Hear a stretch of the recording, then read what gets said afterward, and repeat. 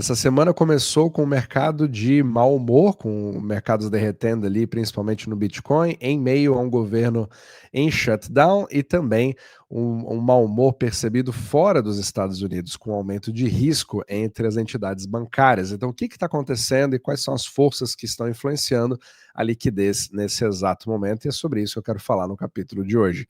Voltando à nossa ferramenta, o SRF, né, que é a ferramenta do Fed para poder permitir, como se fosse uma válvula de escape para bancos que estão tentando crédito usando garantia, né, o famoso colateral, que eu sempre falo nesse podcast, eles podem usar as ferramentas do Fed quando você sente um determinado estresse nos mercados. E toda a atenção está em cima desse Ripple, né, feito aqui pelo Fed, porque faz meses, né, que você não teve nada, na verdade, anos que você não teve o uso, e agora esse uso aumentou bastante. E esse aqui, né, no dia de Halloween, ele acabou trazendo um alerta vermelho, porque o Fed está imprimindo. Esse foi meu capítulo anterior, né? Quem não acompanhou pode acompanhar imediatamente no capítulo de segunda, para você entender do que nós estamos falando aqui. E agora, no dia de hoje, né, dia 3 de novembro, que eu estou gravando esse podcast, que você vai ver, na verdade, no dia 4, na terça-feira, nós já estamos com 14, quase 15 bilhões que estão sendo usados. Só que eu estou gravando antes da divulgação dos dados do período da tarde. Então, esses são os dados de manhã. Então, pode ser que ele seja maior ainda do que o outro. Resta ver o que vai acontecer. Só que a grande questão, né, que eu falei, inclusive, é como que isso, na verdade, não é necessariamente a solução para tudo, e nós temos outros fatores que estão fazendo essa liquidez sendo sugada, né, e muitas vezes pelo próprio governo americano.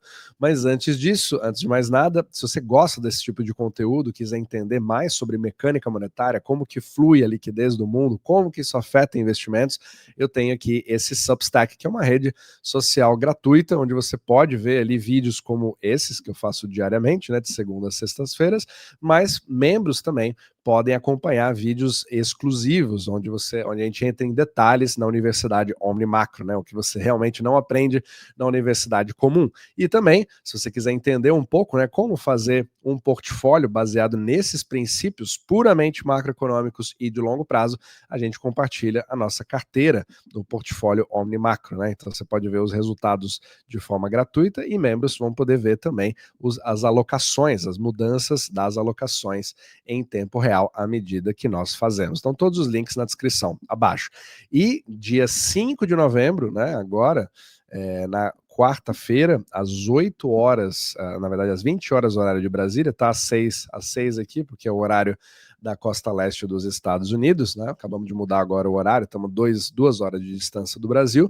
Nós teremos a nossa Masterclass, onde nós vamos falar aqui sobre a terceira guerra mundial, mas monetária, entre os Estados Unidos e a China, porque nós estamos vendo uma série de mudanças radicais que vão mudar completamente a forma de entendermos a liquidez do mundo, as moedas, a reserva de valor, etc. E tudo isso é algo que acreditamos que isso vai acontecer nos próximos 5 anos. Então a gente precisa entender o que cada um dos lados está fazendo, tentando tirar qualquer tipo de torcida de lado, porque tem as pessoas que torcem pela China e a decadência do império estadunidense, né? Quem não gosta dos americanos fala exatamente dessa forma, e também tem o contrário, aqueles que dizem que, na verdade, o dólar vai durar muito mais tempo que outros imaginam. Então, a gente vai ver esse contraste nessa Masterclass. Espero você lá, é totalmente gratuito, e todos os links também estão na descrição abaixo. Então, vamos agora entender um pouco o que está acontecendo no mercado de crédito interbancário mundial. Então, como eu sempre falo, nós temos dois tipos de sistema do dólar. Temos os dólares dentro dos Estados Unidos, que é o sistema do Fed, e nós temos os dólares fora dos Estados Unidos, que é o sistema euro-dólar. Então, vamos primeiro começar pelos Estados Unidos.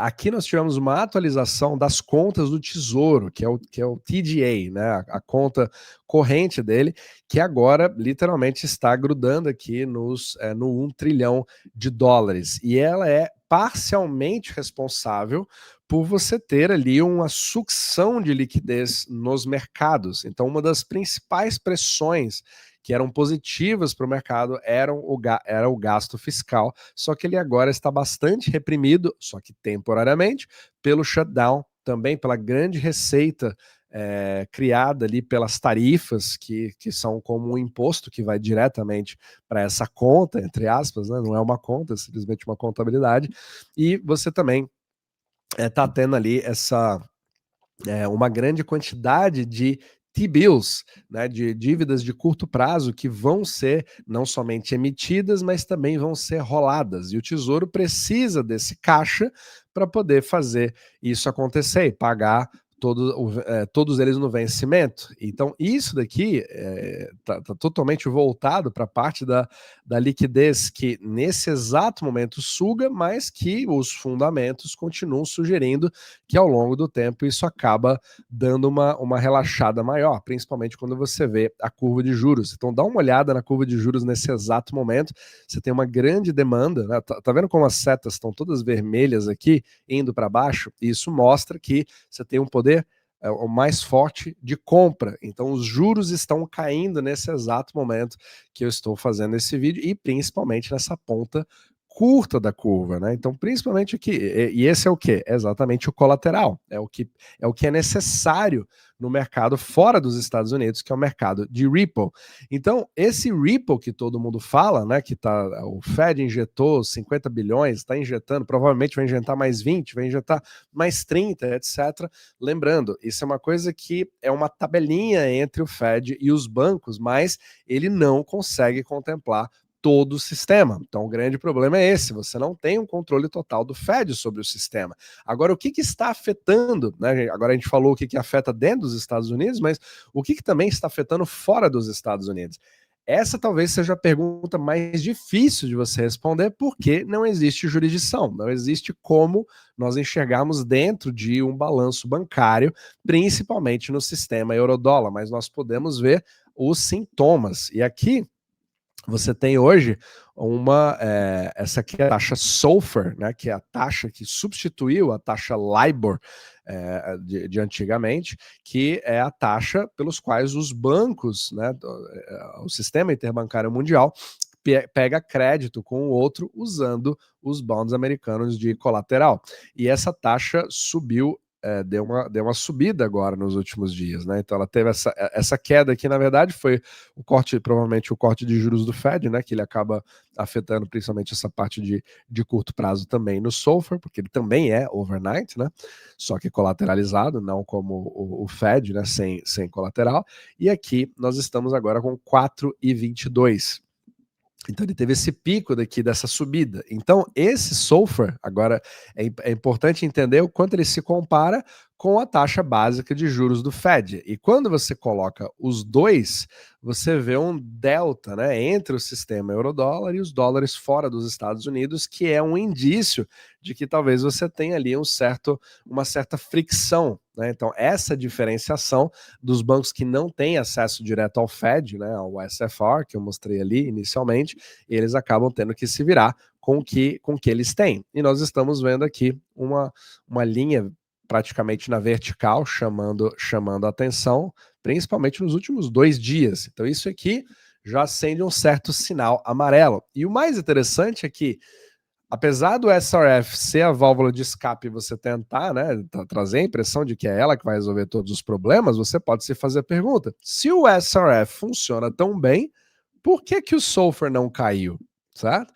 Então isso mostra que, opa, eu estou mostrando para as pessoas que eu estou fazendo alguma coisa, pode até ser que você tenha uma certa influência, de fato você tem, porque um banco que tem acesso a essa ferramenta, ele fica muito mais tranquilo, né, porque ele sabe que o Fed vai estar lá para socorrê-los. Mas e os outros que não têm esse acesso? E aí que é a questão. Isso aqui só indica que você tem um aumento percebido de risco.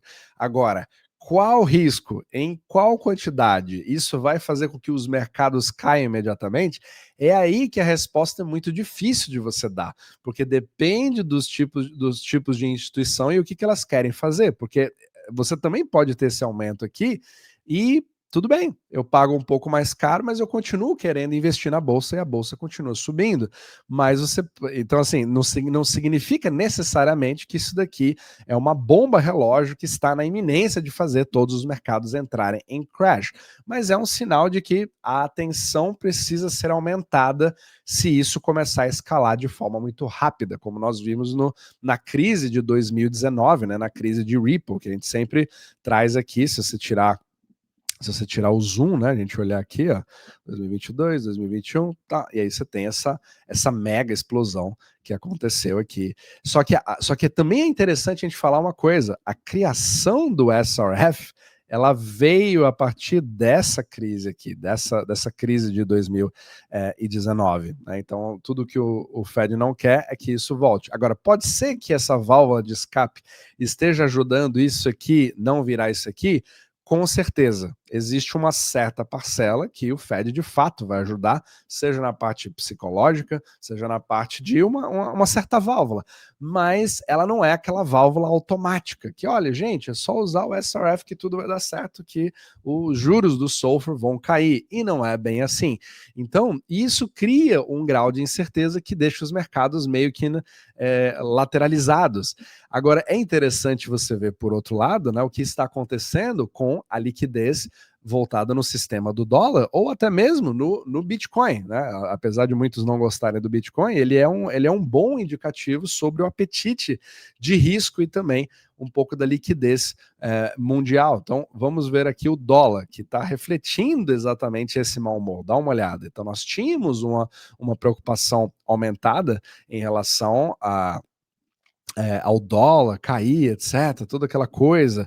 E agora está todo mundo literalmente em silêncio, né? Então, desde o dia 1º de julho, naquela mínima, o dólar só vem subindo e agora ele realmente está chegando ali perto dos 100. Isso praticamente encerra a era do dólar fraco, abundante, onde a liquidez está aumentando porque a alavancagem está aumentando. Então, essa subida sugere uma desalavancagem, e quando você tem uma desalavancagem, o que acontece? Alguém vai ter que. Isso é deflacionário. Então, alguém vai ter que ou tomar um rombo no seu balanço, ou fechar uma posição que ele está naquele momento, etc., e tomar um certo prejuízo. Então, isso cria uma força vendedora que faz com que você pegue ativos como o Bitcoin, como o SP500, como o próprio ouro e tenha uma certa correção neles, porque são ativos extremamente líquidos. Você sai daquela posição porque você precisa de dólares. Essa é a grande questão.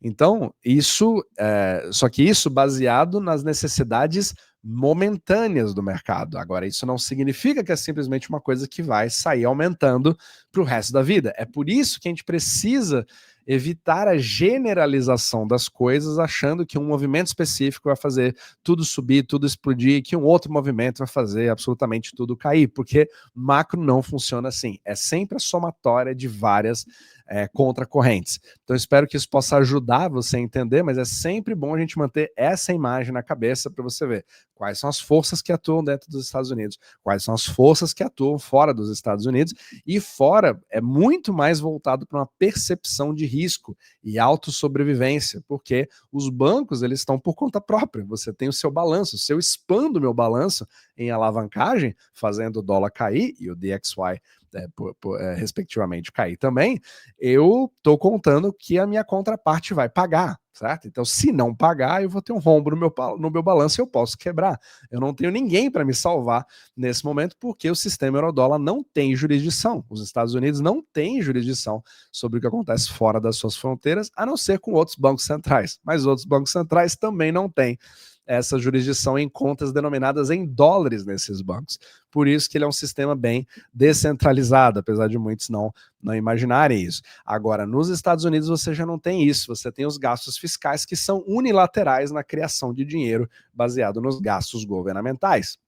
Então, isso não tem risco, em princípio, né, para os Estados Unidos. Porém, essa força está bastante retraída nesse momento. Então, é como se fosse uma bateria que em algum momento vai começar a voltar ao mercado, o que pelo menos o que sugere o que nós estamos vendo agora, que seja algo temporário. Só que ninguém consegue adivinhar o futuro. Você sempre, a percepção de risco desse sistema euro-dólar é que vai começar a ditar muito mais aqui do que dentro dos Estados Unidos o que vai acontecer. Mas as duas forças precisam trabalhar de forma conjunta. Então, se você tem uma sensação de risco negativa de um lado e o fiscal retraído do outro, você tem um vácuo, né, que a gente chama de air pocket, e isso com certeza faz os mercados caírem. Então, com certeza a gente vai ter ali várias novelas, né, e tramas dentro desses dois sistemas para a gente ver para onde as coisas vão indo. Mas, com certeza, é muito importante, né, você colocar isso no seu radar para você ver as probabilidades e também fazer o ajuste nos seus próprios investimentos.